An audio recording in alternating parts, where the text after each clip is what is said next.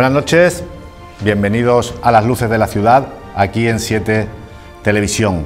Comenzamos nuestro programa esta noche, tendremos tertulia con Sonia Crespo, periodista, con Domi del Postigo, conductor en Canal Sur Radio del programa de fin de semana Días de Andalucía, comunicador, articulista, lo conocen de sobra si nos siguen semana tras semana. Tendremos también en nuestra barra una conversación, una entrevista con Eduardo Zorrilla, que es el portavoz municipal de Adelante Málaga, con el que charlaremos sobre muchos asuntos de actualidad. No faltarán nuestros columnistas, en este caso, en esta semana, Curro Troya e Ignacio del Valle. Pero antes de nada, vamos a nuestro punto.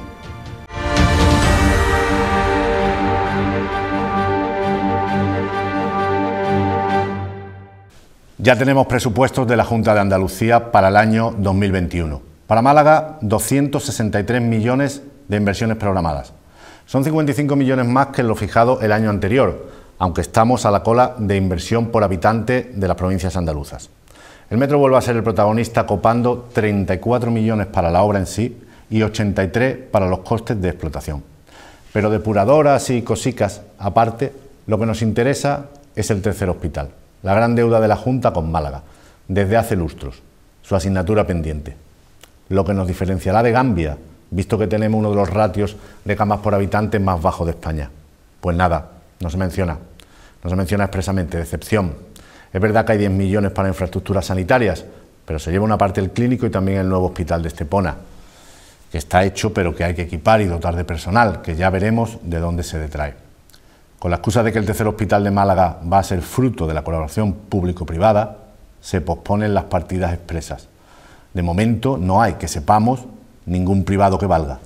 Se busca Paganini. Tampoco hay nada sustancial para el convento de la Trinidad, apenas 15.000 euros, o sea, para pagar las goteras y el mantenimiento de esa ruina. Habrá que seguir esperando, con las ideas que se le ocurren a uno para ese emplazamiento.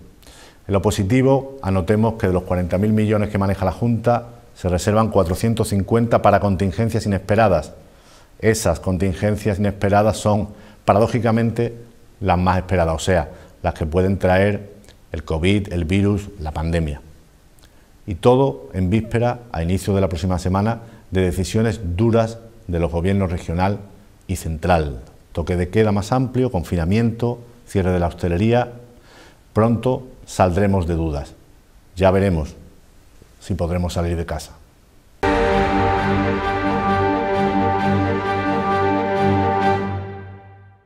Ahora ya sí, comenzamos nuestra tertulia, como les decía, con Domi del Postigo y Sonia Crespo. Comentábamos en el punto... Hola, buenas noches. Buenas noches incluso. Es que se arranca. Voy acelerado es que ya no puede, esta hora. estás con... Claro, estás con nos lo va que a dar estás... el toque de queda y nos va a con el pillar aquí hospital grabando. Con el tercer hospital aquí puesto. Eso es verdad.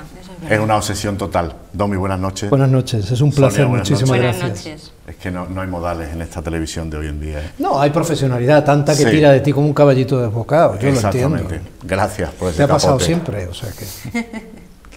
Bueno, no hay consignación expresa en los presupuestos de la Junta para Málaga para el tercer hospital, pese a que hay, lo decíamos al principio, 10 millones para alguna infraestructura sanitaria, pero un poco una partida borrosa, porque el clínico se va a llevar una parte de eso, ¿no? Comentaba también Sonia que no había nada para el tren litoral, y Domi, el grueso es para obra y explotación del metro, ¿no? No sabemos si es que el metro va a llegar a Almería ya mismo, o que le han pegado un acelerón, o cómo va eso. Va a poner carriles bici también bici, por sí, el metro, por el ¿no? Para quien no quiera ir en el metro.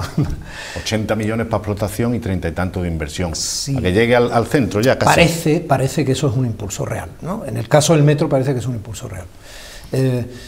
Bueno, yo los presupuestos siempre que oigo, no sé qué les parecerá a los espectadores, ¿no? Pero siempre presupuestos en algún medio y tal, le digo, es un follón, ¿no? Porque además se da... rollo, pero aquí lo vamos a hacer didáctico. No, te lo digo porque, sí, porque se da la paradoja además de que suelen tener a personas especializadas en economía que defienden con una misma cifra y unos dicen que es magnífica y la otra que es corta, el otro dice que no llega ni para un estudio vamos, y el otro dice que con eso se puede acabar hasta el último tornillaje de... Claro, porque además a veces se consignan partidas que luego no se gastan. Claro, porque son partidas finalistas además, si no las gastas en eso tienes que devolverlas, ¿no?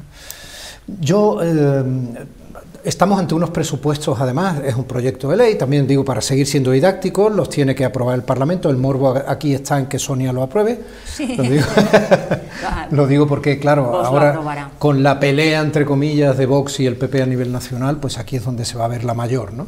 Si Vox es suficientemente lúcido para darse cuenta de que tiene de alguna forma que seguir siendo fundamental y operativo en la ley más importante que puede aprobar un gobierno, en este caso a nivel autonómico, son los presupuestos, y por otro lado, si efectivamente esos presupuestos se van a solventar y son reales, porque tanto los presupuestos nacionales como los andaluces basan más que nunca en la historia de la democracia probablemente los ingresos en cábalas que pueden variar mucho más de lo habitual.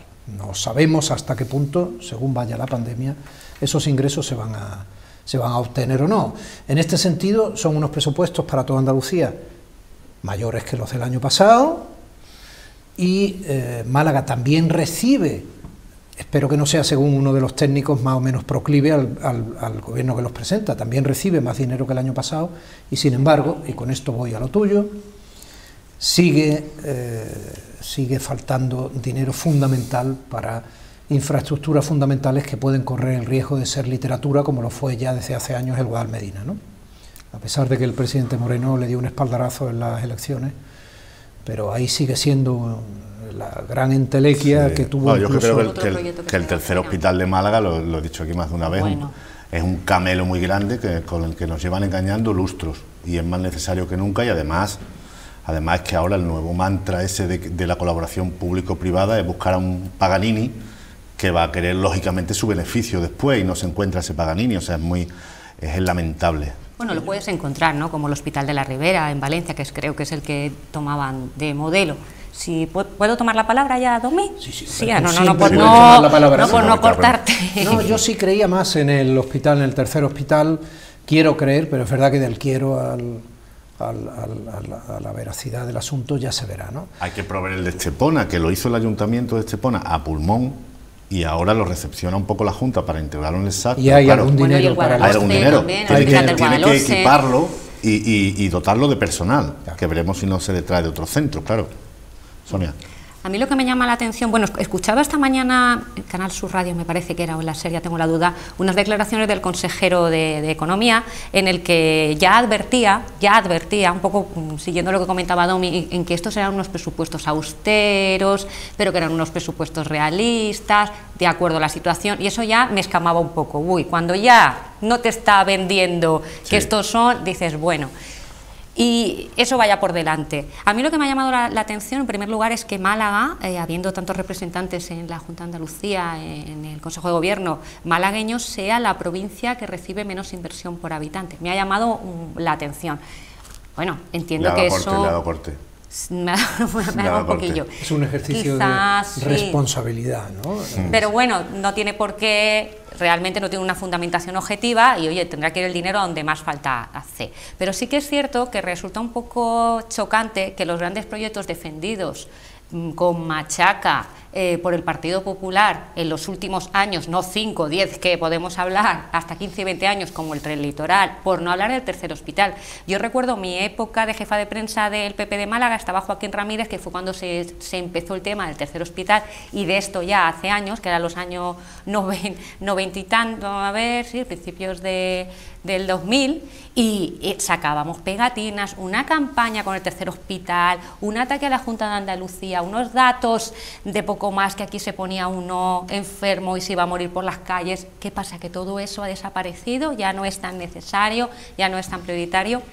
Lo del Tren Litoral también me llama mucho la atención. Y lo del metro es que me da muchísima pena, porque para mí el metro es como una infraestructura, un proyecto que vende mucho, muy bien, Málaga tiene metro, pero que está condenado a toca techo desde su inicio. O sea, un metro que no te contempla en una ciudad como Málaga, el área metropolitana, o sea, el metro en Madrid, en Barcelona, en Valencia, de donde yo vengo, que es una ciudad más parecida a la mejor a Málaga, no tan grande, el metro lleva años, pero años, pues yo qué sé, 20, 30, en los que sale de la ciudad, se convierte en una especie de metro ligero, el trenet que llamamos allí, y te lleva a universidades, te lleva al antiguo CEU San Pablo, a polígonos industriales, al polígono industrial Fuente del Jarro, en Paterna, uno de los más grandes de Europa. O sea, era realmente operativo, pero el metro de Málaga, muy bien, la partida más importante para el metro ¿a dónde te lleva? Que va a llevar al centro, pero si tú de verdad creas una infraestructura necesaria y que presta un servicio, realmente va a ser, o sea, de verdad que va a ser productiva y va a financiarse sola. Entonces lo del metro es que lo veo más bombo que realmente que vaya a solventar problemas de los ciudadanos. El tren litoral, ¿qué pasa con el tren litoral? Hablaba hace unos meses con Inmaculada Gálvez, ¿os acordáis? La diputada de Los Verdes. Sí. Y ella me decía que el último proyecto que estaba sobre la mesa, que solventaba todos los posibles inconvenientes de impacto medioambiental, planteaba ese tren litoral por lo que es la A7, ¿no? O sea, por la parte de abajo con muy pocas expropiaciones y tal, pero que de eso hace tantísimos años que aunque ahora se volviera otra vez a poner en marcha, no sirve absolutamente de nada. Cuesta una barbaridad, o sea que poco más que es una entelequia, que se ríen de nosotros. Como sigan esperando y se siga construyendo hacia la montaña, el tren va a hacer un arco, para ir de Málaga a Marbella, esa cercanía, va a hacer un arco que va a pasar casi por, no sé, por Córdoba a lo mejor, vamos. Es que... ese es parte del problema, que ya prácticamente no hay sitio para que el tren discurra con lógica. Ese es parte del problema, nos hemos ido encargando con el tiempo de que no haya sitio. Que Marbella no tenga un tren para venir a Málaga es surrealista. Pero es un tren que podía llegar perfectamente hasta Sotogrande, ¿no? Pero bueno, es lo que tenemos. Además es un proyecto de los que habría que presentar a Europa para que nos concedan esos fondos, claro, ¿no? Porque Europa va a conceder el dinero, famoso de ayudas contra el COVID y la pandemia, a cambio de que se presenten proyectos estratégicos, y ese sería uno, ¿no? Sí, los va a focalizar muchísimo en corte medioambiental, empleo y digital, sobre todo, futuro digital, pero yo creo que ese, vamos, sabiéndolo vender bien, me parece que es incontestable, o sea, lo absolutamente sorprendente es que no exista. Siendo además punto negro, la zona, toda este tramo desde el faro de Calahorra, o sea, que se justificaría por todas partes. Insisto, es lo que tenemos, o sea, yo a medida que me he ido haciendo mayor, pues aprendes a aceptar cosas, ¿no? Y a pelear cosas que tú veas que sí pueden ser más, a lo mejor más, pues eso, más reales, ¿no? Más. Entonces, en ese sentido, yo creo que el metro tiene que llegar al centro ya, es urgente, yo no puedo más, me parece ridículo desde el primer momento que el metro no empezara la Y desde el centro, o sea, el metro tenga más o menos sentido, está ahí, se hizo. Y entonces, ahora lo que hay que hacer es rentabilizarlo, y un metro que no llega al centro es que no tiene demasiado sentido, o sea, por muchas vueltas que le demos, entonces por Dios que llegue al centro de una vez, por Dios, hay muchas cosas que ya no podemos evitar, la propia zona de Teatino, a veces es surrealista, tú ves que el metro, una vez que pasa de la universidad, se mete en descampado tras descampado, y tú dices, Dios mío, pero si tiene usted más de 50.000 personas viviendo a 100 metros, atención, del Clínico a 100 metros a la derecha, hacia el interior, ahí es donde está toda la batería de Colonia Santa Inés, Teatino Subte 2, lo que es la zona alta, Torre Atalaya, el Cónsul, Soliva, y el metro no pasa por ahí, va por un descampado, claro, que así llega más rápido, es absurdo. Claro, es absurdo, sí. Entonces es absurdo, pero ya da igual.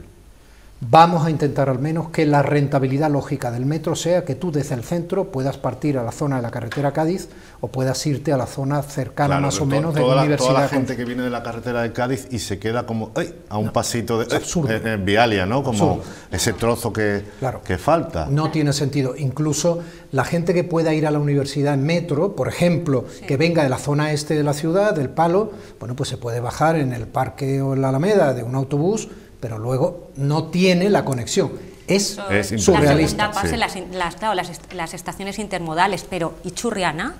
Churriana es un distrito de Málaga, que es que Churriana no es al oriente de la Torre. ¿La comunicación que tiene Churriana? Nada, pues no, pues Churriana no. O sea, ni metro, pero ni siquiera una buena comunicación en autobús. Otro inmueble de Málaga que está abandonado, el convento de la Trinidad, creo que hay 15.000 euros. Eso es el Parque de los Cuentos. Sí, exacto. El día que se dijo que ahí se iba a poner el Parque de los Cuentos fue la culminación absoluta de ese maravilloso género literario. De lo que venía. De ese género literario, claro, que no solo es un relato corto, sino que a veces sus tramas son infantilmente fantásticas. ¿Qué consejera de Cultura prometió eso? El Parque de los Cuentos que se iba a emplazar ahí, no sé cuál fue, pero bueno. Lo tú, tío. No, es que no me acuerdo, con un cuento tan... No sé si fue Rosa Torres, por eso no quiero atribuirle, pero como ninguna ni ninguno de los consejeros de Cultura hicieron nada. Para no hacer sangre, quien lo hizo ilusionadamente. dejémoslo ahí, ¿no? La cosa es que ya fue de verdad. Pero 15.000 euros en unos Bueno, 15.000 euros en unos presupuestos de la Junta de Andalucía es como un poco ofensivo, ¿no?, para el ciudadano. Cualquiera que haga una pequeña reforma en casa, claro, para mantener las ruinas del convento, ¿no?, para que no se te caiga la gotera y tal, no es mucho más. Una ruina en parte provocada por el tiempo y por la desidia y por algún intento de hacer allí un parche que lo que ha hecho es empeorar digamos que el mantenimiento precario que ya tenía per se ese edificio, que es un edificio magnífico y que serviría para desencajar la centralidad, ¿no?, para desgentrificar, ¿no?, la zona, que está muy bien, podría ser un mínimo atractivo. De esto se habló tanto y se estudió también desde el punto de vista urbanístico y sociológico, que topa nada. De la Raijanal también hablaba mucho el PP y no hay una Hay algo para el curador de la Raijanal, no, del parque no. No, y el parque lo hablaba la Junta incluso antes del PP, incluso el parque de la Raijanal era una promesa, también muy chula y tal, que se vinculaba un poco a... Hemos visto como la oposición estos días está diciendo que el Benítez está abandonado y está muy cerca, quiero decir, es que... Pero el Benítez está abandonado porque tampoco nunca se ha llegado a hacer, ¿no? O sea, se han puesto 3 parchecillos allí quitando 4 y tampoco se ha llegado a hacer. Vamos, que no es el Fond del Parc de Ámsterdam, verás, o lo que a lo mejor duele más, no es el Alamillo de Sevilla, que está ahí mismo. Bueno, la oposición, el PSOE, ha insistido en que somos la provincia con menos inversión por habitante. También lo comentabas tú, Sonia, antes, que llama eso la atención. También es verdad que hay esta vez muchas partidas más genéricas por el tiempo en el que estamos, ¿no? Y de los 40.000 millones hay 450 millones nada menos que son un poco para contingencias imprevistas, que son las más previstas, es decir, la lucha contra el COVID, ¿no? Contra el COVID, exactamente. Sí. Bueno, ten en cuenta que tampoco está aquí... Nuevos hospitales de campaña, contrataciones extra de profesores, a lo mejor de sanitarios... Dotación, claro, no, bueno, y esa dotación pandemia, quedará ahí, o sea, quiero decir, cuando metes... Hay alguna dotación que es casi infraestructura dentro de habitaciones que se convierten en UCI, etcétera. Tampoco está el dinero que vendrá de Europa. Veremos a ver, que lo esperábamos para primavera, ahora parece ser que será a final del año que viene, tanto el del proyecto Next Generation, que es el que suponemos que nos va a llegar una cantidad de millones importante, casi a fondo perdido. Esa es la gran esperanza del sostenimiento del agujero que nos está provocando esto. Sí. Y hay otros fondos por ahí, que son los de ayuda a la recuperación para la cohesión en los territorios de Europa, el REACT-EU, que tampoco están contemplados y que parece ser que vendrían. Bueno, a ver.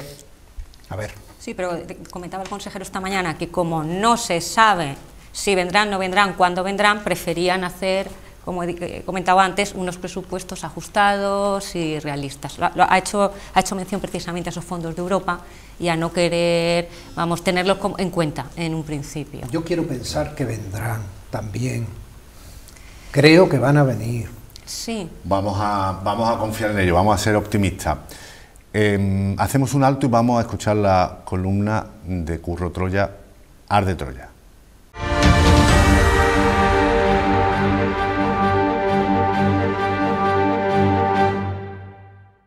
Desde hace semanas, la ciudad de Málaga tiene puesto el alumbrado navideño.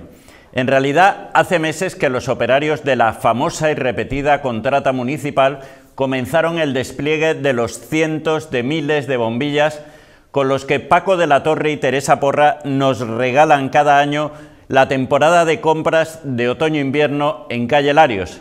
El resto de la instalación es irrisoria en comparación con las ojivas de la atracción lumínica central. El debate ha surgido este año por contraste con lo realizado por otros regidores municipales como las alcaldesas de Fuengirola y Marbella, que son del mismo partido que nuestro Padre Celestial y que, sin embargo, han decidido dedicar el dinero a paliar los efectos económicos que está provocando la pandemia o directamente en forma de apoyo al tejido comercial. No deja de ser paradójico que ya tengamos restricciones de horarios en el sector de restauración y ocio nocturno y aún así en la casona del parque hayan apostado por una iluminación que cuesta muchos cientos de miles de euros para promocionar el comercio cuando llevamos meses de absoluta incertidumbre sobre horarios o semanas disponibles ante posibles confinamientos por la llamada segunda ola. Tampoco tiene mucho sentido que se promueva una atracción que ha provocado en años anteriores tremendas aglomeraciones humanas, cuando al mismo tiempo las autoridades públicas están exigiendo una mínima distancia social como forma de prevención ante los contagios víricos. Dejando de lado que el alcalde y su concejala puedan tener algún motivo o compromiso concreto por el que se vean obligados a beneficiar a la contrata, solo recordando la sátira del poeta romano Juvenal, Pan y circo, puede entenderse que nuestros iluminados munícipes piensen que el alumbrado es el entretenimiento circense que haga de pantalla y oculte los problemas reales de los malagueños y malagueñas. Pero, ¿dónde está el pan? Al final nos dejan claro que tenemos una carísima y faraónica iluminación que pone de relieve las pocas luces que tienen en nuestro ayuntamiento.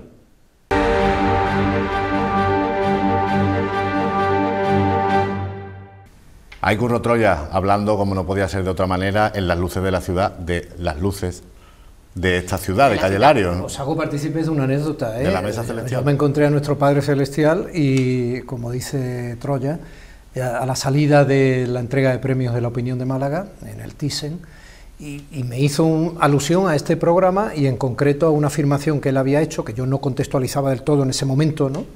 Y sobre los posibles restos arqueológicos que hubiera podido haber debajo del túnel de la Alcazaba. Me dijo que ahí no había nada y que vamos, que eso ya se miró en su momento y tal, pero me hizo gracia, o sea, y ya está, y quería contarlo como una anécdota. ¿Y con eso venía a decirte que en la historia tampoco había nada o ya te quedaste ahí? ¿No aprovechaste para preguntarle? Es que había, era toque de queda prácticamente, era ya la recogerte. salida, la hora, estábamos todos en la puerta y fue, ya te digo, aquí te pillo, aquí te túnel de la Alcazaba. Saludamos de todas maneras, como no podía ser de otra forma, al alcalde de Málaga y a Rosa Francia, que son espectadores fieles de este espacio. Y ya no sé dónde estábamos hablando de la crisis, ¿no? Pero al margen de la ironía, ¿no? con la que todo lo hace Curro, yo creo que en el fondo tiene razón. Las administraciones, ya no tanto solamente el Ayuntamiento de Málaga, el tema de las luces es verdad que se presta a la ironía y un poco a la broma, si no queremos tratarlo con la trascendencia que a lo mejor se merece. Pero es cierto que los ciudadanos creo que estamos un poco ya desconcertados. Por un lado se plantea o tenemos la amenaza de un nuevo, iba a decir arresto domiciliario, pero bueno, es como prepararlo todo en casa, por si estamos normal, que se puede ver las luces, ¿no? Prepararlo todo por si acaso, pero las luces siguen en marcha, los bonos turísticos siguen en marcha, no hay PCR en Baraja. Hay unas medidas como que suena un poco, pues eso, se presta al chiste y a la broma, ¿no? Y creo que en el fondo tiene razón, ¿no? Estas contradicciones de la administración con la situación también. No se trata de que estemos como almas en pena, no se trata tampoco, venga todos aquí a llorar, no se van a celebrar las cosas, pero es exagerado, es un poco, yo creo que para mí está fuera de lugar. Los trabajadores de Hermanos Jiménez están contentos. Hombre, claro, los de Hermanos Jiménez están muy contentos. Esto, me digo sus trabajadores, no quería yo hacer ese tipo de crítica. Vamos a ver, esto es muy complicado. Esto es muy complicado. Y yo cada vez tengo más difícil hacer juicio fácil de todo esto, porque yo mismo me he arrepentido de hacerlo en alguna ocasión en la que he podido quedar incluso graciosete, ¿no? Esto es muy complicado. Y como tengo amigos que me lo están haciendo ver, pues cada vez intento ser más prudente. Y hay gente a la que le importa un pito morirse de COVID o de hambre. No soy el primer opinador que ha podido decir algo así, pero es que lo estoy empezando a ver en mi entorno. Entonces esto es muy complicado. Pero no se puede, a ver, como igual que en todos los sectores nos tenemos un poco que adaptar a la nueva situación, decía la oposición, muy bien, venga, vamos a mantener el contrato, pero es una empresa de iluminación, no tenemos por qué destinarlo todo a las luces. Hay una parte, como han hecho otros ayuntamientos, venga, con la misma empresa incluso vamos a cumplir lo acordado o lo contratado, porque es verdad, esas personas tienen que comer, por supuesto. O sea, tener salud no solamente es no estar enfermo, tener salud también es poder pagar las facturas, no tener el agobio de un desahucio, saber, yo eso lo entiendo, pero mejorar el alumbrado de los barrios, no sé, que se podía haber destinado, aunque fuese una parte un poquito más austero, todo el tema de la iluminación de Calle Lario, y haber destinado el contrato a otras cosas, pienso, pero por supuesto estoy contigo, que no se trata de cortar, venga, que se cierren los bares, venga, esto no, venga, porque la gente tenemos que comer. Yo estoy contigo, el equilibrio es imposible. José María Loma le estaba sonando el teléfono, lo mejor el alcalde. Pero yo creo que el equilibrio es imposible y a mí no me gustaría estar en la piel de nadie quien decida. O sea, iba a hablar el presidente de la Junta el domingo, ¿no? Para ver exactamente... a veces no les gusta ni a ellos, porque estamos asistiendo al miedo de tomar decisiones, en muchos casos. De hecho, yo estoy viendo una personalidad, por ejemplo, en algunos políticos, en concreto en el presidente de la Junta, que no la veía al principio, o sea, con una gravedad en el mensaje y asumiendo cosas de impotencia y que me parece que le acercan al reino que sí es de este mundo, no el de la política que hace tiempo que le evitaban, ¿no? Y bueno, bienvenido sea eso. Yo prefiero eso a una mentira o a un escapismo o a sencillamente una incapacidad manifiesta. Yo creo de verdad que este equilibrio es infernal y asfixiante. Y estamos en una delicadísima línea roja, ¿no? Por utilizar el título de aquella película de Malick. Es asfixiante y tenemos que ser muy prudentes en nuestras manifestaciones. Bien, es verdad que no tiene ningún sentido gastarse una pasta en luces, que además pueden provocar un efecto llamada para personas que a lo mejor no tienen en su actuación natural el seguir las medidas oportunas para frenar la velocidad de contagio del virus. Claro, pero el debate es también tener preparada la ciudad por si acaso hay cierta normalidad, se va acercando la Navidad y se ve que no. Y hasta qué punto el poder público tiene que dinamizar ayudando con dinero público, que luego al final también es un agujero, porque el dinero público es de todos, y sobre todo de quienes más les cuesta darlo, a través de sus impuestos, porque tienen menos o menos seguridad, pero hay que dinamizar, es el momento de dinamizar la economía que se va a hundir con cerrojazos diversos, sobre todo una parte de la economía, ahí tenéis las cifras del paro. ¿Por qué Málaga ha tenido esa escandalosa y lúgubre cifra de paro por encima prácticamente de todas las comunidades de España? Bueno, porque la dependencia del sector servicios, ahí está con Canarias, es lo que nos caracteriza y es donde más leña y dureza una falta de movilidad y unas medidas para salvar la enfermedad inciden, ¿no? 46.000 parados nuevos en un año, ¿no? y una subida de 6.000 en esta... Claro, es que ahí está, claro, pero ahí está. Era lo esperado, ¿no? Lo previsible, como decía Domi, en una provincia basada... personas en ERTE aún, sí, más o menos, sí, a tanto alzado. Sí, perdóname. No, y además con problemas que ya van a tener ahora en el mes de noviembre para cobrar, ya se están dando los problemas porque se tuvieron que dar de baja, daban de baja esos expedientes de ERTE, tenían que volver a pedirlo las empresas antes del 20 de octubre, las nóminas se cierran el 30 de octubre, en fin, que ya este mes se sabe que muchísimas personas que están en ERTE, que aunque hayan estado cobrando con normalidad, no lo van a poder cobrar este mes. O sea, es que es todo...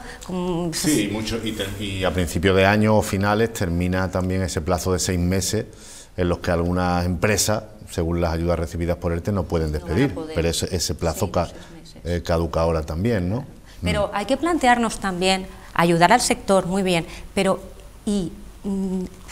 en la medida de lo posible apostar por alguna otra alternativa, porque yo leía la opinión el otro día en el centro, 2 nuevos edificios para apartamentos de licitación, para nuevos apartamentos turísticos. Oye, la gente sigue invirtiendo en lo mismo. No, y en los presupuestos, hablábamos de los presupuestos, hay una clara vocación de apoyar el turismo como sector fundamental en nuestra tierra, uno de los sectores fundamentales, ¿no?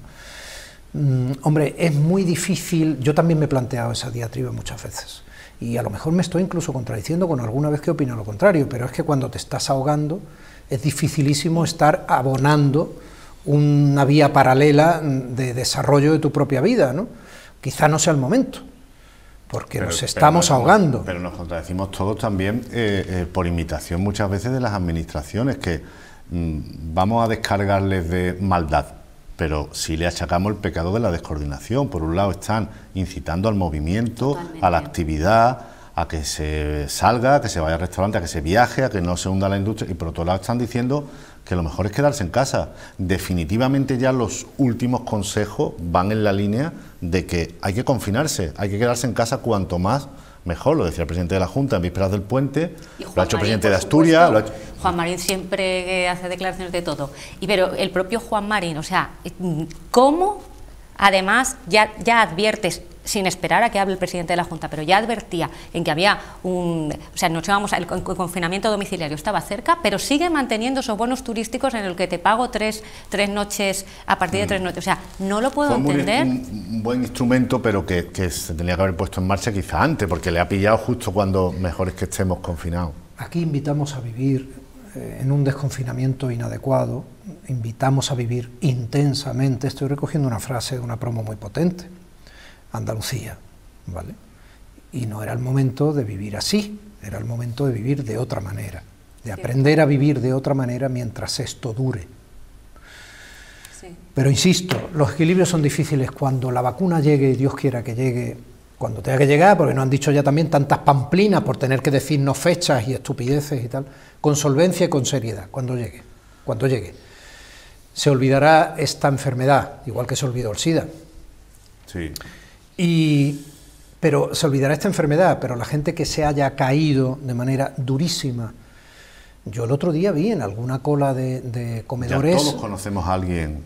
Sí, vi en alguna cola de comedores, es que hablo de comida, a personas que nunca habían estado en esa cola y a mujeres con carrito, con niño pequeño. Yo no puedo soportar ver un carrito con un niño pequeño en una cola de esas características porque soy padre de un bebé y de un niño de 10 años. Entonces, eso no se va a olvidar. ¿Cómo compaginamos eso? La salud es lo primero, toda la salud. Tenemos que dar muchísimo la talla en este momento. ¿Y si ahora somos impopulares con nuestros espectadores y decimos que esto lo podíamos parar entre todos? Y probablemente más entre unos que en otros. Y que la mayoría está cumpliendo, pero una minoría que no cumple nos ha llevado a esto. También. Yo cuando venía a esta emisora hace un rato, me he encontrado con 2 trabajadores de aquí del polígono, muy jóvenes. Uno al verme, yo venía con mi mascarilla, se ha subido la mascarilla hasta debajo de la nariz. Y el otro ha seguido con la mascarilla puesta, hablando, hemos cruzado entre 2 coches, me han rozado, y uno sigue con el pudor de decirles, oye, esto es lo que hay, también, es lo que hay, también. Entonces... Bueno... Nos ha entrado un poco de sed con esta conversación, así que nos vamos a ir a la barra, donde vamos a compartir un vino Málaga con Eduardo Zorrilla, que es el portavoz municipal de Adelante Málaga, la conjunción que agrupa a Podemos y a Izquierda Unida. Le vamos a preguntar por muchos... Buen tipo, Eduardo. Sí, gran tipo, batallador y ya veterano en estas lides políticas. Vamos a hablar con él de muchos asuntos de Málaga y de actualidad hasta ahora.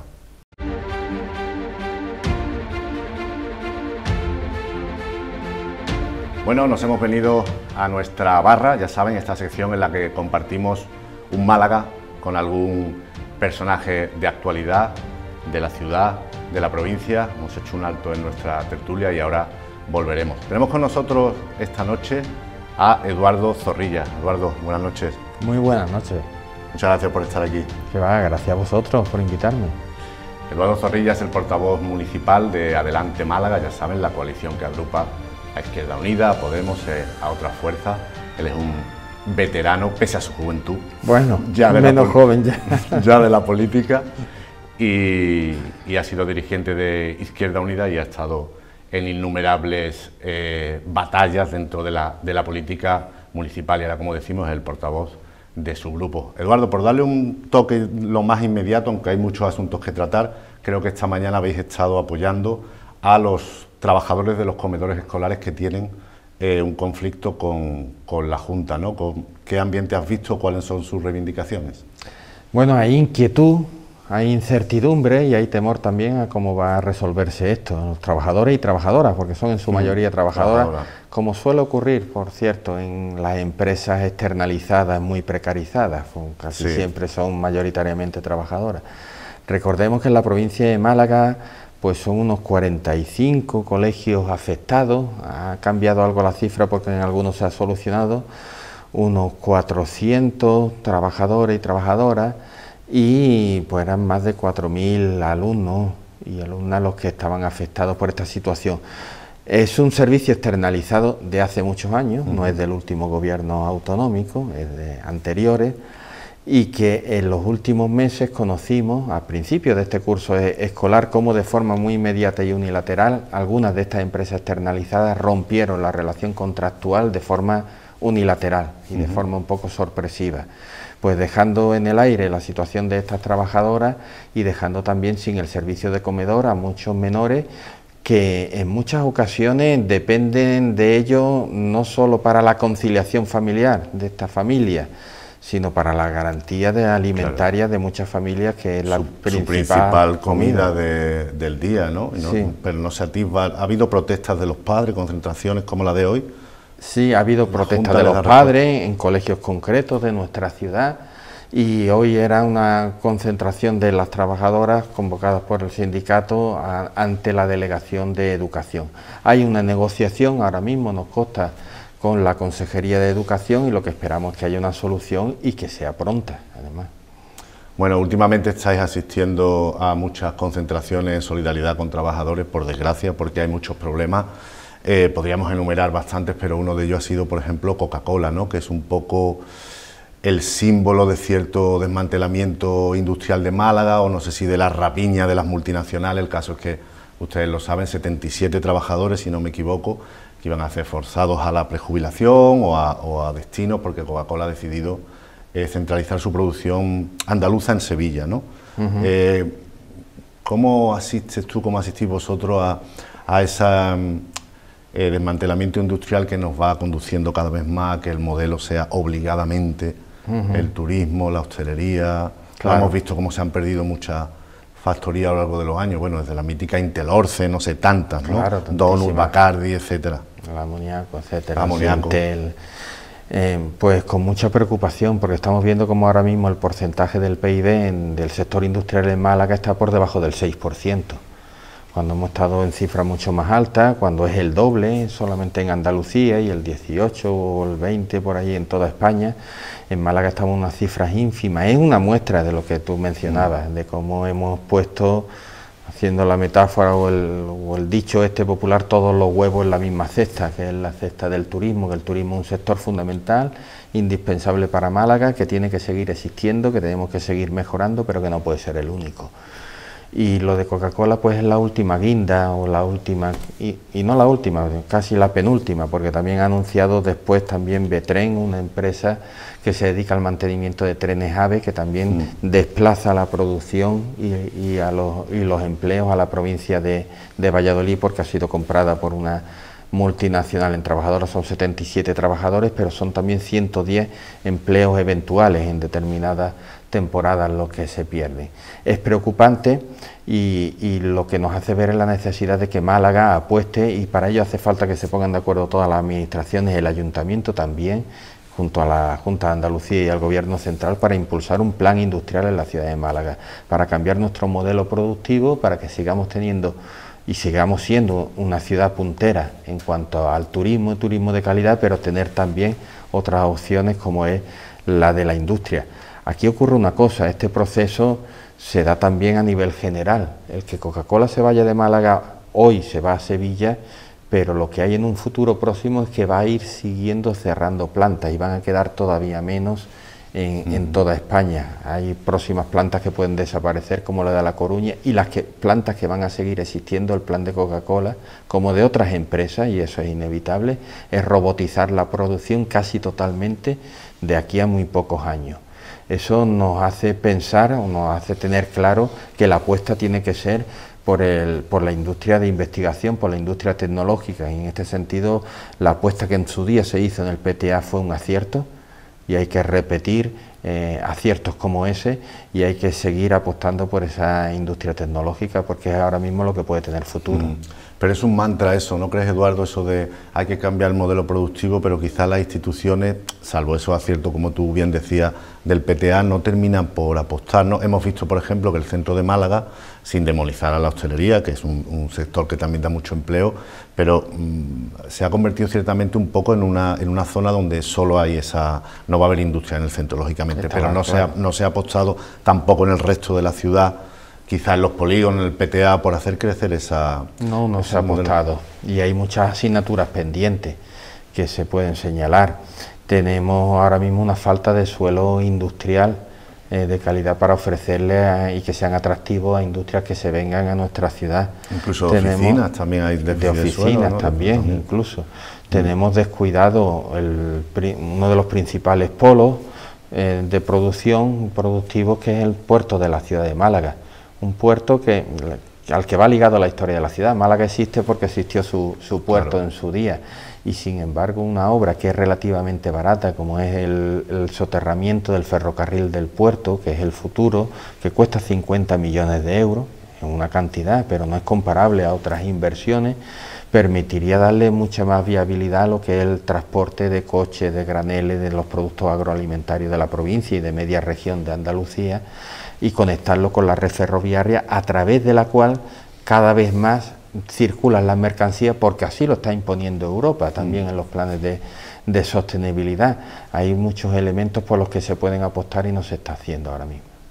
Hablabas de cifras y de coste económico. Hemos conocido estos días los presupuestos de la Junta, no todavía en mucho detalle, ayer, ¿no?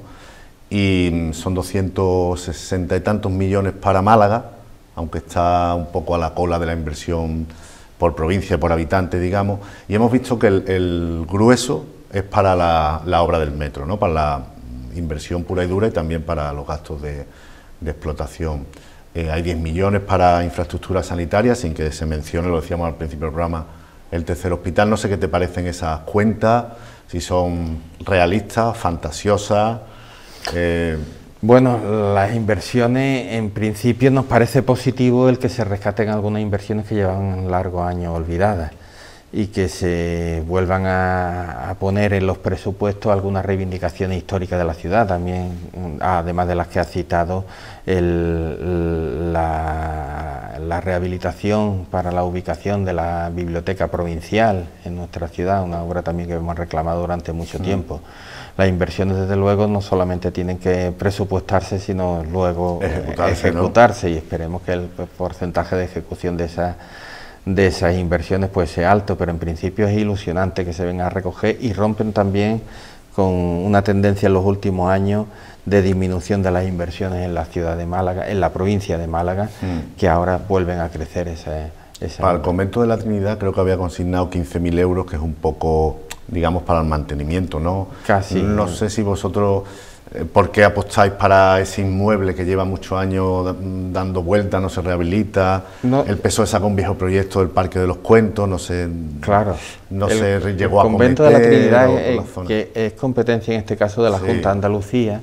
No sé si esos 15.000 euros de los que alude son de los presupuestos de la Junta o de los de la Junta. De la Junta. Creo que hay 15.000 programados con la intención de que se repitan varios años. Claro. Pero no sé si eso da para el mantenimiento solamente. Mantenimiento, y no sé si para realizar algún estudio, poco más puede dar, ¿no?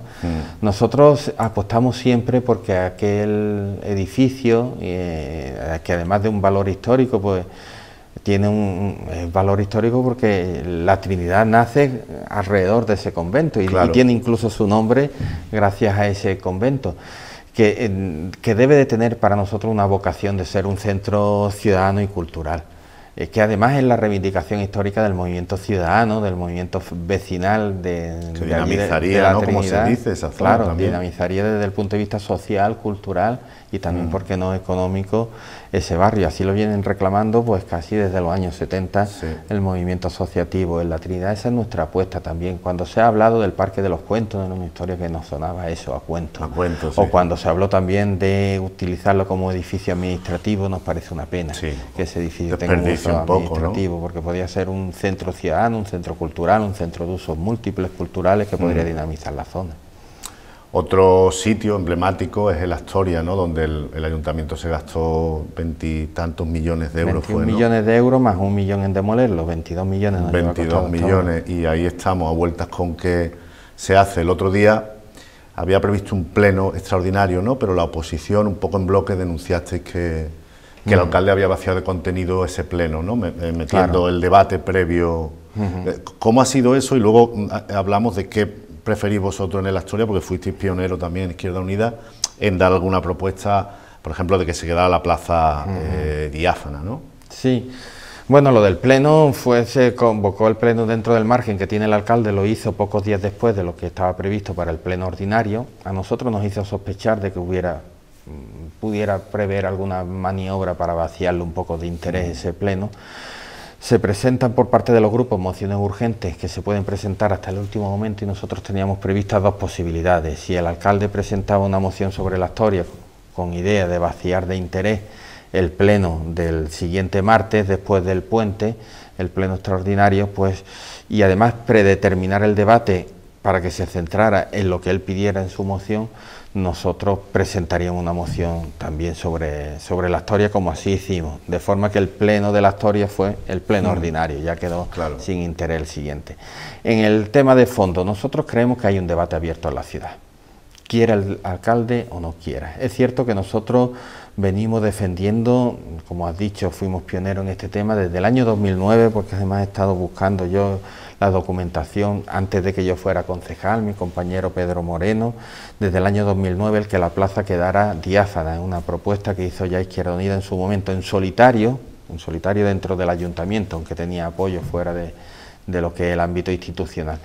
Pero desde que se demolió el edificio son muchísimas las voces en esta ciudad de colectivos y de personas del mundo de la cultura, de la vida social malagueña, que defienden esa opción, que la plaza quede diáfana, al descubrirse esa perspectiva que queda una vez demolido el edificio del antiguo Cine Astoria y Victoria, esa perspectiva magnífica, ¿no?, que tiene desde la plaza hacia el conjunto monumental Alcazaba y Gibralfaro.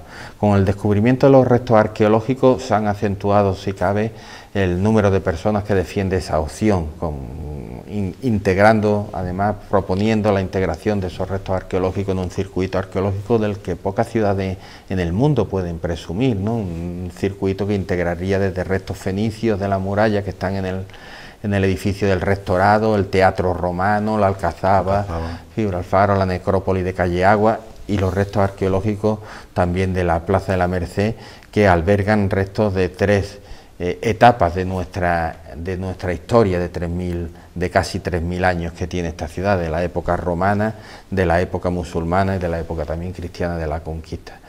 Este debate está en la calle, hay incluso un manifiesto que ha recogido ya más de 1.000 firmas de distintas personas, de distintos ámbitos culturales, sociales y demás, y de distintas ideologías, porque este es un tema transversal, o sea, hay personas votantes de unos partidos y de otros que defienden que la plaza pueda quedar diáfana y que se busque la manera de integrar esos restos arqueológicos. Nuestra postura ha sido siempre la de que la plaza quedara abierta. Ahora, nosotros también hemos entendido siempre que este es un debate de tal importancia, un tema tan central, tan emblemático y tan sensible a la ciudadanía malagueña, que merecería la pena que se hiciera una consulta ciudadana. Esta propuesta de la consulta ciudadana la hicimos por primera vez en el pleno de marzo de 2013. En esta ocasión la hemos propuesto conjuntamente el Partido Socialista y nosotros. La consulta ciudadana es un mecanismo que prevé la ley. Prevé la ley porque tiene cabida en nuestra Constitución y en nuestro Estatuto de Autonomía. Es un mecanismo que vienen experimentando pues, en países europeos con más tradición democrática que la nuestra desde hace mucho tiempo para grandes temas de la ciudad, pero también en España otras ciudades como Sevilla con la regulación de los apartamentos turísticos, Madrid con la peatonalización de la Gran Vía, Barcelona en cuanto al modelo energético de la ciudad, Pontevedra con la ordenación del tráfico en el centro urbano de allí lo han hecho, porque en Málaga no se puede consultar a la ciudadanía qué es lo que se hace allí, y si la ciudadanía decide otra cosa distinta, nosotros nos parecerá perfecto. Los urbanistas vienen diciendo ya en las últimas décadas que cualquier transformación urbana de entidad y sobre todo los temas más sensibles, para que tengan éxito, para que sean aceptadas como propio por la ciudadanía, merece la pena que la ciudadanía participe en la decisión de qué se hace. Porque hubo muy poco debate, casi nada, pues fue casi un abrir y cerrar de ojo o un abrir y cerrar de zanja. Los restos de la Alameda, ¿no? Sí. Esa zona... Lo del arrabal de Altabanín. Sí, exactamente, ¿no? Exactamente, todo el puente de Tetuán, ¿no? La avenida Sí. Andalucía, ahí de pronto ibas en el autobús y veías casi desde la Alameda, ¿no? Hasta la primera rotonda, veías perfectamente la cantidad de restos. Sí, que incluso siendo un profano tú decías, hombre, aquí hay algo que merece la pena, pero eso eran los restos casi tapó rápido y en un gran estado de conservación de todo un barrio, de lo que era el origen o casi el primer Perchel, ¿no? El arrabal que había extramuros al otro lado del río, ¿no? Se documentó de forma rápida, se estudió y se demolió de forma muy rápida. Por la información que vosotros tenéis como un grupo municipal, los yacimientos de la Astoria, merece la pena todavía bajar unos metros más, ¿no? Eso dicen las arqueólogas que dirigen el proyecto, ¿no? Para ver un poco Las arqueólogas son muy prudentes en ese sentido, porque ellos nos explican, y hay que entenderlo así, que bajar más metros también supone desmontar lo que se ha encontrado a niveles superiores. Entonces ellos quieren tener indicios de que se va a encontrar algo de interés para bajar más metros, que bajar por bajar, pues no merecería la pena, puesto que hay que desmontar lo anterior. Ahora bien, lo que hay aquí es un tema muy claro que además nos obligaría a la ley a bajar más metros. El proyecto que se quiere hacer en la Plaza de la Merced contempla un auditorio en el subsuelo a 10 metros de profundidad. Hasta ahora se ha excavado 5,5 metros. La ley obliga a que se sondee arqueológicamente y se estudie arqueológicamente como mínimo la profundidad que va a tener el proyecto que se quiere hacer allí. Digamos que el estudio que se ha hecho arqueológico ha sido previo e independiente de ese proyecto de edificio hostelero, cultural, que es el que quiere hacer el alcalde. Si ese proyecto se presenta de forma seria, el estudio arqueológico tendrá que profundizar por obligación legal. Otro asunto en boga que creo que ha dado algunos pasos administrativos nuevos es la Torre del Puerto o el rascacielos, ¿no? Hemos visto cómo el alcalde y el Grupo Popular son decididamente partidarios. Yo creo que el PSOE cambió un poco su postura, ¿no? Primero era partidario, después quería que tuviera unos metros menos. Torres sí, pero menos, torres chiquititas, no tanto, no sé. Vosotros habéis opuesto, ¿no? Desde primera hora. ¿Cómo está ese proyecto? ¿Cómo está vuestra postura? ¿Cómo crees que va a evolucionar? Hombre, ahora mismo, desde el punto de vista de la tramitación administrativa, lo que está pendiente es la modificación del Plan Especial del Puerto. Se presentaron cientos de alegaciones que no se han resuelto aún. Cuando se resuelvan, tendrá que aprobarse esa modificación del Plan Especial del Puerto de forma provisional y después definitiva. Recordemos que esta modificación del Plan Especial del Puerto se hace porque el proyecto que se presenta no tiene cabida en la ordenación urbanística, es decir, se modifica la ordenación urbanística para que quepa este proyecto, no al revés, que es como suelen hacerse las cosas en las ciudades más serias, digamos, ¿no? Aquí se va a modificar en función del proyecto que se ha presentado. A partir de ahí, lo que hay, tiene que venir la concesión administrativa del dominio público y terminaría todo el proceso en una obligatoria autorización del Consejo de Ministros, sin la cual no puede autorizarse un uso hostelero dentro de un espacio portuario, porque así lo explicita la ley.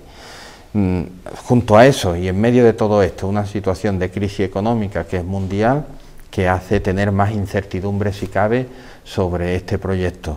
Junto a eso, hemos conocido también un informe del CEDEX, un organismo dependiente del Ministerio de Fomento, un organismo público de gran prestigio internacional, de estudios técnicos, que pone de manifiesto la deficiente construcción del dique de Levante. Ahora mismo en lo que es la parte superior de esa construcción, esos parapetos que son visibles, y está pendiente de hacer el estudio sobre los cajones que están sumergidos, que ponen más en duda también la capacidad, que ya algunos técnicos señalaban sus dudas, de poder ahí esa estructura, cimentar, ¿no?, ahí una torre que va a tener 150 metros, que no es poca cosa. Junto a eso vemos cada día cómo los urbanistas, los arquitectos, los ingenieros, los especialistas en medio ambiente, los geógrafos, están lanzando voces de alarma, cómo nos tenemos que replantear no solo el urbanismo, sino la concepción de las ciudades por las consecuencias que estamos viendo cada vez más agudas del cambio climático. En ese contexto de cambio climático, y lo señalaba una profesora de la universidad hace ya un año, plantear una torre de 150 metros metido en el mar nos parece una auténtica locura. Vosotros también habéis expresado siempre el temor a que eso, en lugar de ser un hotel que más o menos genera empleo y digamos un poco continuamente, acabe siendo al final pues un uso residencial más, es decir, pisos. y que aquello esté pues gran parte del año vacío y al final pues haya sido una operación para meter ahí apartamentos de lujo más que digamos un hotel que puede tener un continuo económico, ¿no? Mejor para la ciudad. Siempre nos ha generado muchas dudas la viabilidad económica de este proyecto.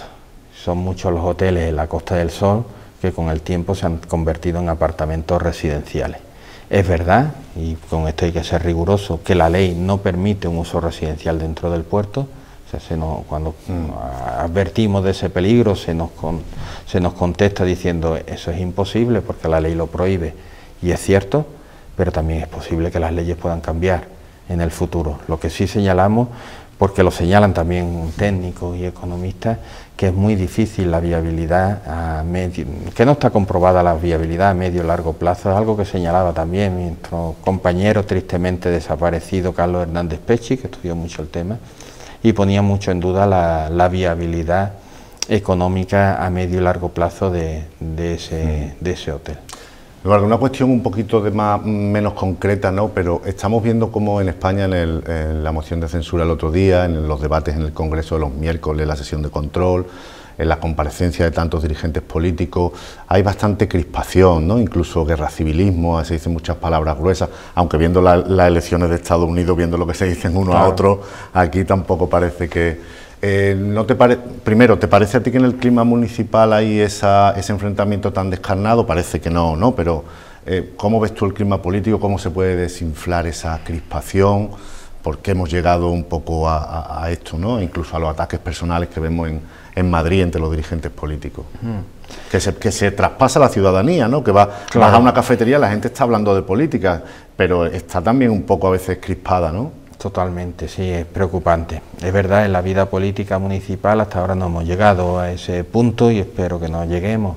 No se respira ese clima tan agrio, ¿no?, en los debates y de tanta hostilidad. Es verdad que es una situación que es global, que no es solamente de nuestro país, lo estamos viendo ahora en el ejemplo que señalaba de las elecciones de Estados Unidos. Los expertos pues ponen de manifiesto cómo las sociedades están cada vez más polarizadas, como se estamos viendo en Estados Unidos. Polarizadas no significa solo o no siempre que sean los dos extremos, sino que la población está muy dividida en dos bloques. Se está viendo en Estados Unidos y se está viendo en parte también en nuestro país. Y yo creo que hay una responsabilidad, primero por parte de nosotros los representantes políticos, fundamentalmente siempre quien esté en el gobierno, sea cual sea de la administración que sea, tiene un plus de responsabilidad sobre el resto, en intentar imponer un clima y unos términos de debate más razonables y demás. Pero no únicas, hay responsabilidad también. Las redes sociales están teniendo un efecto muy perverso en esta situación. Vemos y mucho medios odio, de comunicación, o muchos medios de comunicación caen también en esa polarización y en ese agitar las peores actitudes, las peores. Las redes sociales polarizan a la población por muchas cuestiones que es muy difícil resumir ahora en tan poco espacio de tiempo, pero el mismo diseño de los algoritmos que tienen realizados pues hacen que sirven lo que tú piensas casi. Te sirven lo que tú piensas y van consiguiendo que la sociedad se articule en burbujas aisladas unas de otras, donde a cada cual le sirven los mensajes que quieren oír, ¿no? Y eso va teniendo un efecto pues muy perverso, junto a la difusión descarnada de las fake news, de lo que son las noticias falsas, que es un fenómeno, no digamos que nuevo, pero más acentuado que nunca, que no ocurría con los medios de comunicación tradicionales, o por lo menos había más mecanismos de control en los medios de comunicación tradicionales. Y consecuencias pues muy lamentables y muy cercanas, pues las hemos visto recientemente en los altercados, porque hay que llamarlo así, en los incidentes violentos que hemos vivido en nuestra propia ciudad, en mi barrio particularmente, en Welling, donde hace unos días, y agitados por grupos de ultraderecha. ¿Tú crees que están organizados, no, en esa? Sí, es algo que se puede ver en las redes sociales e incluso de dónde han partido esas convocatorias. Son grupúsculos, no hay ningún gran partido de los de ahora parlamentarios, aunque muchos puedan nutrirse de algunos de los mensajes más extremistas de partidos tradicionales, pero son grupúsculos muy concretos que se han convocado a través de las redes sociales y ahí siguen comentando los hechos después de una vez ocurrido esos mismos grupúsculos en las redes sociales. Se nos acaba ya el tiempo, pero no me resisto a una última curiosidad política. ¿Hubo de verdad conversaciones o reuniones entre Ciudadanos, Izquierda Unida, PSOE para una posible moción de censura al hilo de la fuga de Juan Casá de Ciudadanos, que se marchó para ser no adscrito y con el que se podría haber construido una mayoría alternativa a la del Partido Popular y hacer una moción de censura?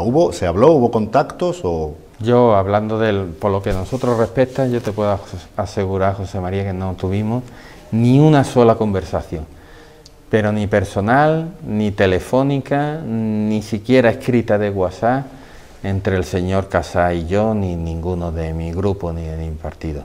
Nosotros desde el minuto 1 respondimos a los medios que nos preguntaron que la cosa no estaba para moción de censura. Recordamos que estamos al principio del confinamiento, sino que el tema estaba para unar esfuerzos entre todos los partidos para sacar la situación adelante en Málaga, y más allá de esa declaración fue lo que hicimos. A mí me preguntaron pero si se diera esa posibilidad de moción de censura, y respondí y con toda la sinceridad, es que no nos lo hemos llegado ni a plantear. En mi partido no fue nunca ni objeto de debate esa posibilidad. No hubo nunca ni siquiera una reunión de un órgano que discutiéramos si pasa esto, ¿qué hacemos? No nos llegamos a plantear esa posibilidad, que finalmente ni siquiera se materializó. Pues dicho queda. Eduardo Zorrilla, portavoz de Adelante Málaga en el Ayuntamiento, muchísimas gracias por estar aquí. Gracias a vosotros siempre por vuestra invitación. Un placer conversar contigo. Nos vamos un momento y ahora seguimos en nuestra mesa de análisis en la tertulia. Hasta ahora.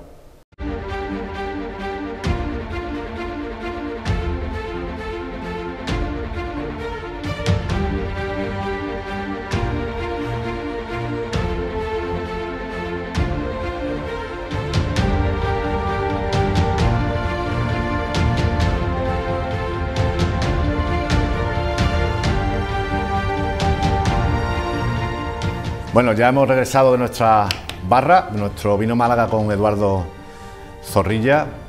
Sonia, Domi, muy interesante, ¿verdad? Hemos hablado de... Sí, había que hablar, porque los invitados en la entrevista les ofrece siempre una copita, nosotros no. Pero vamos, tampoco quiero decir... Hace tiempo. Yo Eduardo ya sabes que me cae bien, me parece un tío muy meritorio, desde cuando estuvo en Marbella, Bregao, en aquel ayuntamiento con Gil.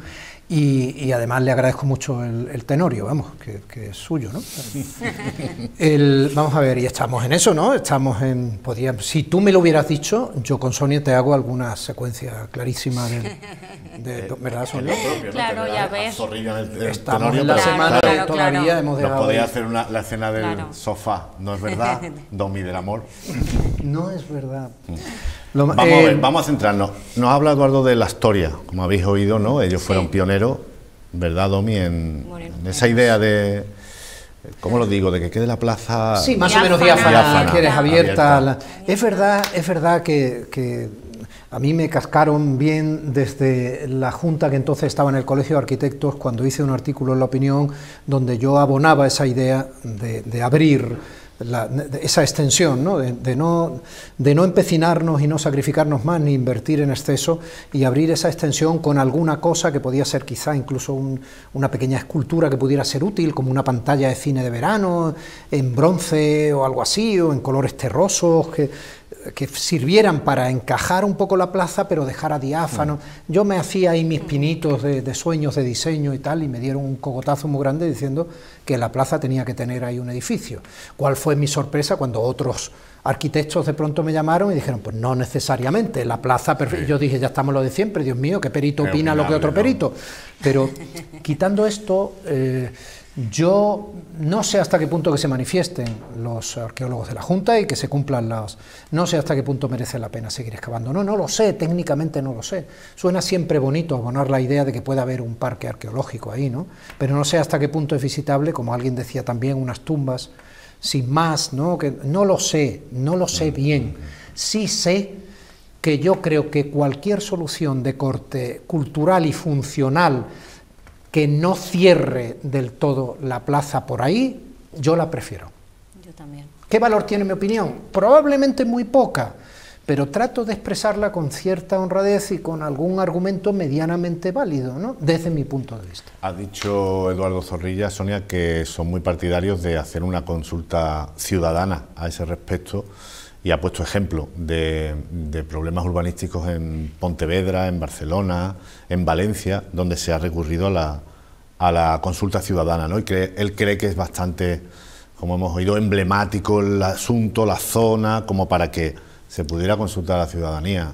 Yo así de entrada no soy muy partidaria de consultas ciudadanas. Mira, lo era, pero Antonio Méndez, precisamente en un debate, en una tertulia en esta casa, después hablando sobre el metro y si llegaba al civil en superficie o no, después charlando después fuera de cámara, me convenció de que no es muy acertado, porque realmente no son como unas elecciones con unos mecanismos después de control de voto exhaustivo. Vota, por supuesto, cualquiera, que con eso no quiero decir que tenga más entendimiento o menos, sino que los intereses pueden ser tan variados que realmente ante proyectos grandes de la ciudad, que además, como él me decía, van a tener mucha perdurabilidad en el tiempo, pues deberían opinar y tomar la decisión, pues movernos por criterios más técnicos. Y en ese sentido creo que quizás lo de la consulta ciudadana, pero bueno, podría ser un poco para servir un poquito para conocer, no vinculante, ¿no?, para conocer el sentir de la gente, que yo creo que va por donde va, Domi. Como se podría haber hecho en lo de Repsol, una seria, ¿no?, una consulta. Por lo menos. Una consulta ciudadana en la historia, ¿no? Ah, amigos. Se hizo, ¿no?, sobre los edificios que iban a ir ahí y tal y cual, ¿no? ¿No os acordáis? Se hizo una compra. Sí, hombre. A ver, desarrolla esa idea. Ironía, ¿no? Claro. Hombre, no. Claro. Y se pusieron los edificios en la fachada de la Astoria, muy bonita, en unas plaquetas y tal. Y una exposición. Y tú podías elegir. Paneles. Claro, tú. Bueno, vamos a ver. Bueno, es verdad, sí, ya sé por dónde vas. No, yo insisto, es verdad lo que tú decías aludiendo a la opinión de Méndez. Yo hay días que me levanto diciendo para eso están los técnicos y los políticos, para hacer su trabajo, y no el argumento demagógico de que tengamos que un referéndum, que es en definitiva lo que es una acuestación popular, ¿no?, de cualquier tipo más o menos, hombre, debe estar perfectamente argumentado, y a veces los carga el diablo, y probablemente pues muchas veces no tengamos cualificación. Y no solo eso, que puedes acabar teniendo un Brexit, aunque en este caso lo de la Astoria no sea eso, ¿no? No lo sé. Yo lo que sé es que más o menos opto por esa diafanidad, o por ese ente diáfano, carácter abierto, ¿no?, con un proyecto adecuado, no absolutamente abierto, porque es verdad que la trasera no acaba de encajar según donde pongas la mirada. Tenemos una trasera compleja toda esa zona. La salida de la plaza se pierde en un edificio antiguo de Andalucía, aquello está muy ruinoso, la calle Mundo Nuevo no acaba de enredar, el túnel queda feo, aunque queda bonita la Alcazaba arriba, no sé. Pero puede enlazar todo, porque está el Teatro Romano, la Alcazaba, claro. enlazamos con... Enlacemos, Sí. ¿no? En ese túnel de la Alcazaba donde debajo te comentó a ti el alcalde que no había nada, ¿no? Arqueológico. Algo raro teniendo tan cerca. Curro Troya, vía intermedia de mi presencia allí. A ver... Pero a la empresa ya no le iba a interesar ese proyecto, que a mí me gusta, este proyecto que tú comentas, entonces ya que tendría que ser... Vamos a discutir, yo qué sé, vamos a discutir. Claro, Oye, iniciativa pública. Hay que excavar como mínimo hasta la cota que va a estar el futuro auditorio eso subterráneo. Es, que creo que eran 10 metros, por eso Claro, te escuchaba, entonces, como mínimo habrá que excavar hasta ahí para ver qué nos vamos a cargar. Que dicen los arqueólogos y tal, a ver, ¿no? Y ya veremos, a ver si merece la pena ir a ver aquello o no, ¿vale? A ver. Pero sí tengo una cosa clara cuando he hablado de la Torre del Puerto, y es que yo sigo sin ver la Torre del Puerto y no necesito el argumento. Y algunos se sorprenden porque me dicen, hombre, tú que pareces tan ecuánime. Claro, cuando me dicen que parezco ecuánime, objetivo e inteligente, es porque he coincidido con algunas de sus posiciones políticas o... que el dique de Levante efectivamente sea susceptible de inseguridad y que no esté bien hecho, o que el cemento no sea adecuado y todo lo que se está ahora investigando y sabiendo y tal, es que me parece que no hace falta ese argumento. Considero que no aporta a la ciudad ahí sí que sí hace falta lo diáfano, desde mi punto de vista, ¿vale? Como lo he argumentado otras veces, no voy a cansar ahora aquí ni comerme minutos de la tertulia, José María, pero yo creo que ese proyecto no... Sí, romper el skyline que le dice, no, romper el horizonte. Va superando trámites, es verdad, como dice Zorrilla, que le quedan muchísimos y tal, incluso los va superando a una velocidad a veces de vértigo para los técnicos que a mí me han informado sobre el asunto. Pero yo personalmente insisto creo que nos va a robar futuro más que darnos futuro, no me parece especialmente moderno. Hombre, algo viajado estoy, seré cateto, pero vamos, yo qué sé, que cada uno mire el currículum, ¿no? y las vueltas que hemos dado por la vida. Yo, insisto, creo que es un error poner ahí la mirada del desarrollo de esta ciudad y de un aporte de suma de modernidad. Un rascacielos que Benidorm los tiene desde hace ya muchísimos años. Sonia, yo estoy también en contra. A mí no me importa que haya rascacielos en Málaga, no hay. Incluso admitiría que estuviera en otro sitio, incluso, fíjate, de la bahía, en otro sitio. Sí, en la zona de Sacaba, por ejemplo. Pero yo coincidía, no, tampoco estoy en contra de un rascacielos en otros, pero iba a lo que tú comentabas, que tampoco adoptemos la actitud cateta de ni que el proyecto, qué es lo que se pretende construir ahí, que al final es una torre, por Dios. Se compara con la Torre Eiffel, ¿no? En 1889, lo digo porque yo sé que los espectadores conocen mejor que yo todas estas cosas, pero para contextualizar, en 1889, una estructura de hierro de esas dimensiones, allí al final del Champs-Élysées, en París y tal, eso era una provocación, ¿no?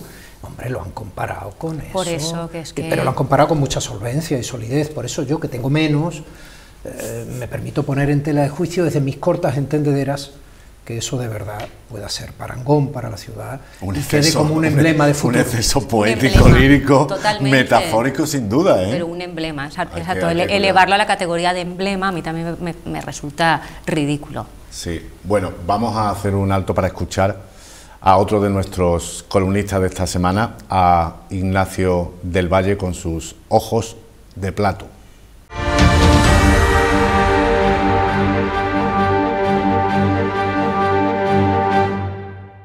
Si no tenemos suficiente con el trance de atravesar la plaga del COVID-19 con resignación, llega el efecto llamada o llamarada propia de perturbados que encuentran en la violencia un bálsamo para hidratar sus infiernos interiores. En la hospitalaria Málaga, los sucesos criminales son tan lamentables como escandalosos y propios de una ciudad tirando a grande. Esta novedad del desorden callejero la noche de Halloween nos desubica en el paraíso. Lo que está sucediendo con la pandemia es grave, una ristra de infectados y muertos. Encima, 6.949 vecinos más de cabeza al paro este octubre. Un empresariado insomne, apaleado a deudas e impuestos. Habrá que buscar soluciones, pero no a trompazos, poniendo de excusa la libertad. Las malas noticias venden y contagian, como estas imágenes de altercados borrocas que se han regado por los noticieros en ciudades como Burgos, Logroño y la rivalidad de salvajes en Barcelona o Madrid me mata. La liga deportiva de apedrear a los antidisturbios y excitar el acongoje público. Quemar y desparramar los contenedores de basura y de paso saquear el Decathlon o la franquicia de cocodrilo Lacoste. Saqueos puros. Más que hambre de libertad, sed de mejor educación, sanidad digna o justicia justa, parece que uno de los efectos secundarios del coronavirus son las ganas de montar el pollo con la sudadera encapuchada, por cierto, de marca.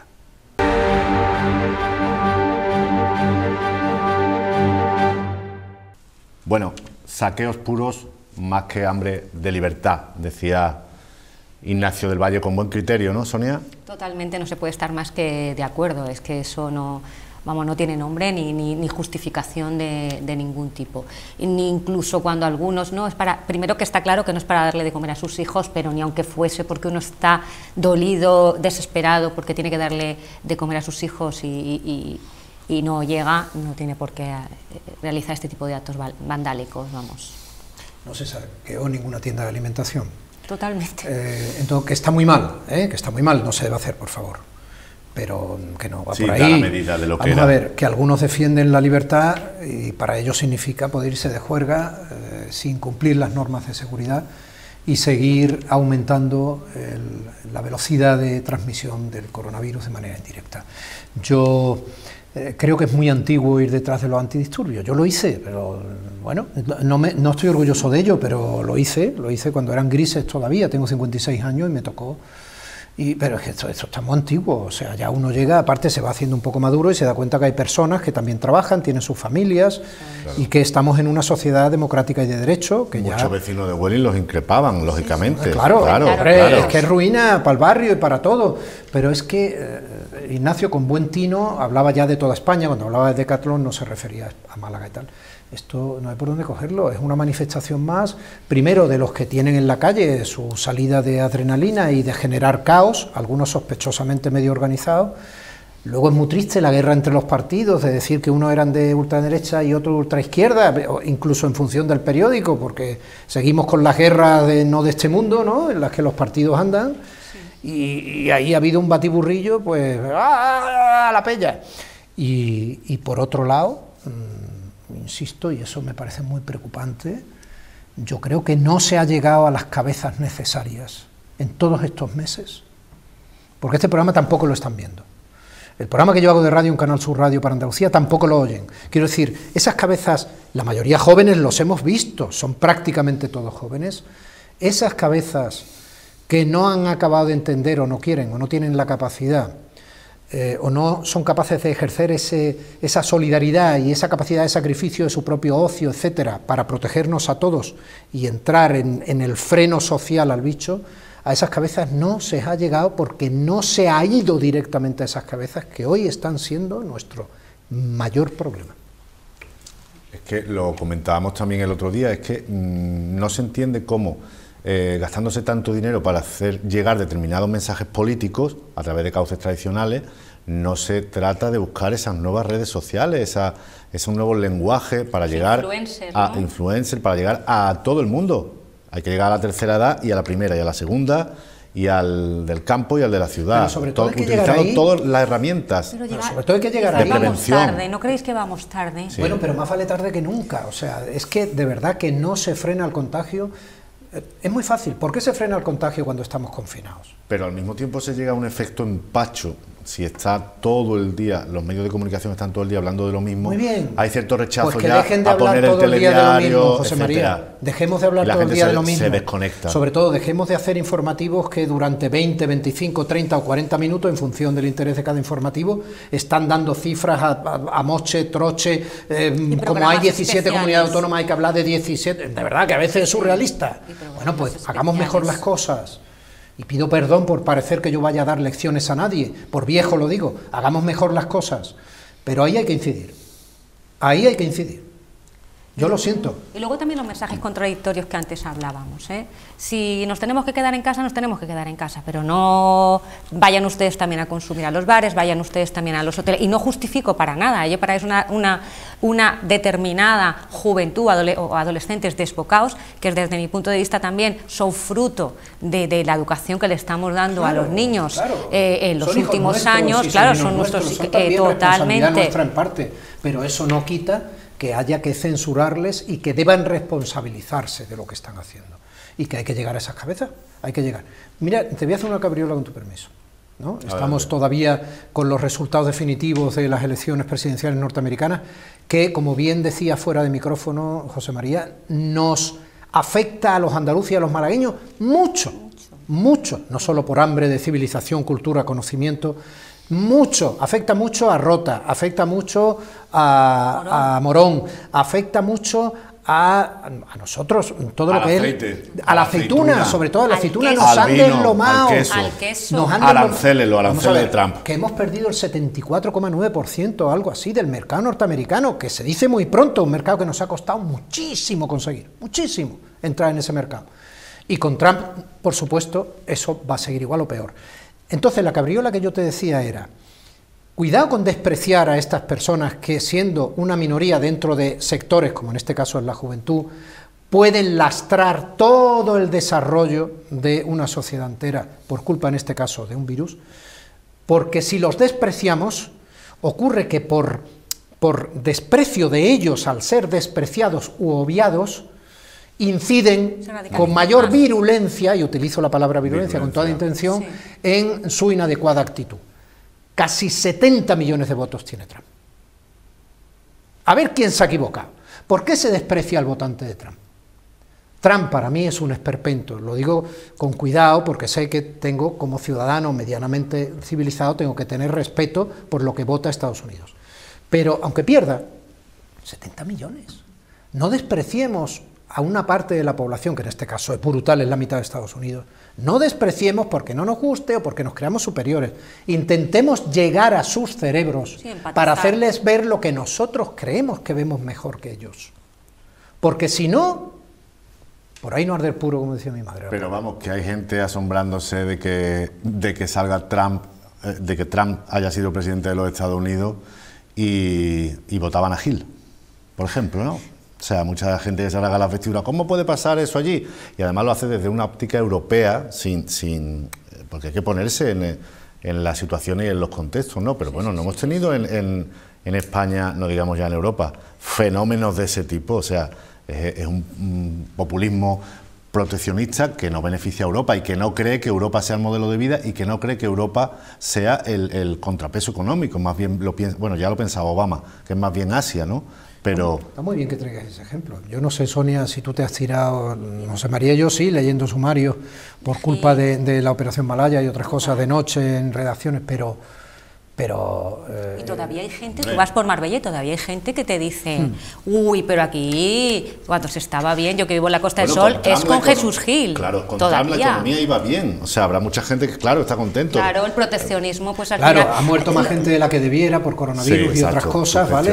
Y ha provocado situaciones de desigualdades tremendas e inhumanas con los niños de los inmigrantes y otras cosas que hemos ido viendo, y sobre todo sus actuaciones públicas son tan absolutamente a veces peligrosas desde el punto de vista de la educación social que siembran, aunque todos seamos adultos, que da yuyu, pero tío, insisto, es la mitad de la población. Pero habrá que esperar. O sea, aquí hay muchas cosas que analizar, ¿eh? Sí. Y a ver qué pasa, ¿no? Porque si él cumple su amenaza de denunciar por fraude, escuchaba yo esta mañana en la SER, que decían los tertulianos, esto puede prolongarse, puede estar Estados Unidos sin presidencia oficial semanas, incluso meses, depende... Bueno, él en principio es presidente hasta enero, siguiendo la pauta. Sí, pero que ya decía que los mercados estaban viéndose afectados por esa inestabilidad. Bueno, pues allá los americanos, Sonia, cariño, allá los americanos. No, yo por lo que nos puede afectar a nosotros. No, sí, pero digo, en todo, tarde o temprano va a salir quien va a salir, que probablemente, insisto, parece ser que va a ser Biden, porque estaba hoy ya casi con los 270 votos delegados necesarios que le daba Pensilvania en los últimos 20. Lo cual abre una gran esperanza que sea presidenta Kamala Harris, la segunda de Biden, claro. Por la edad de Biden y por su aparente ancianidad, ¿no? Esa es otra, se hacen muchos chistes en Estados Unidos sobre que es un hombre que está somnoliento todo el día y que, bueno, que tira de esa liebre de la candidatura demócrata para dejar el paso a la que sería su vicepresidenta, pero es que es verdad que a lo mejor se ha hecho con esa intención, porque el ticket es atractivo. Yo no lo sé, tío. Yo no lo sé. Yo no sé si eso también se ha metido en la campaña electoral en las cabezas de quien iban a votar demócrata. Yo lo dudo. Yo por lo que he leído no creo que hayan incidido demasiado ahí, ¿eh? Que ha sido un voto anti-Trump, básicamente. Sí, pero que no, que digo, el Partido Demócrata no se ha empleado a fondo en decirle a su votada Biden que además incluso podemos estar facilitando que la primera presidenta, mujer estadounidense, mestiza, mezclada, que representa los valores, yo creo que más bien se lo ha callado, ¿eh? Bueno, pero es que es algo que no hay que hacer muy explícito, ¿no? Es como aquí cuando se presentan a determinados candidatos a las alcaldías, no se dice hagas explícito en Estados Unidos, que es el país de lo explícito y el show, lo que no hagas explícito, creo, no lo sé, no lo sé. Es todo a lo grande. ¿Le estás mandando un mensaje a don Francisco Latorre que ve este programa? No, que va. A sus sustitutos posibles, más bien, que va. A sus delfines. Fíjate, Trump tiene 74, Trump tiene 74 y Biden 77, 78, pero parece mucho más mayor, anciano. Sí, es verdad. Entonces, cada personalidad un mundo. Con 4 años por delante, el que sea. El alcalde sube escaleras con más rapidez que yo. Este alcalde es verdad, eso sí. Están en forma, pero no dejan de representar también a caballeros blancos, millonarios y muy mayores, ¿no? Los dos candidatos de Estados Unidos. 50 años en política Joe Biden, ¿eh? Bueno, pues eso es lo mejor que ha ofertado el Partido Demócrata. Insisto, creo que hay mucho que analizar.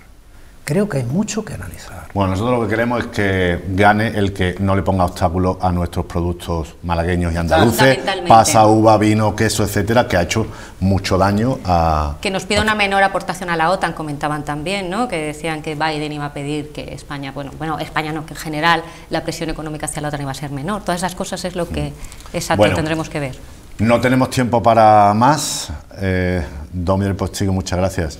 Gracias a ti, por supuesto. Un placer. Sonia Crespo, muchas gracias, un placer también. A ti. Nos vamos ya, muchas gracias por su complicidad, por estar ahí y por seguirnos. La próxima semana volveremos en las luces de la ciudad aquí en 7 Televisión.